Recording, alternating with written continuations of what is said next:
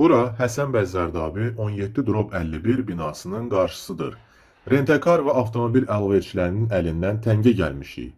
Düz nazına çox 30-a yaxın biznes məqsədi üçün istifadə olunan avtomobilləri 5 ildir qeyri-qanuni olaraq sakinlər üçün nəzərdə tutulan yerləri zəbt etməklə avtomobilləri tərpənməz halda saxlayırlar.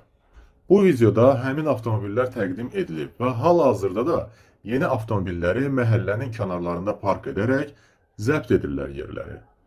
Öz avtomobilimizə də yer qalmır. Sanki avtomobil qəbristanlığıdır. Avtomobillərin nömrələri tanınmasın deyə daima yer dəyişmə edirlər. Bina sakinlərinə narahatçılıq edir və incidirlər.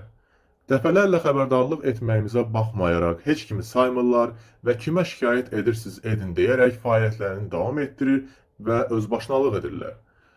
Azərbaycan Respublikasının hüquq mühafizə orqanlarından bu məsələdə yardım etməklərini istəyirik.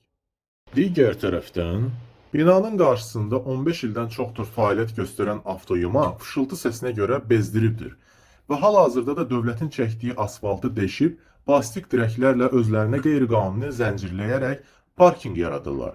Nədir özlərinə rahat olsun, amma sakinlər avtomobil saxlaması da olar. Yaratdıqları səs çirklənməsi fışıltı səsinə görə öz evimizdə nə danışdığımızı başa düşə bilmirik və hər yay istirahətimiz məhv olur.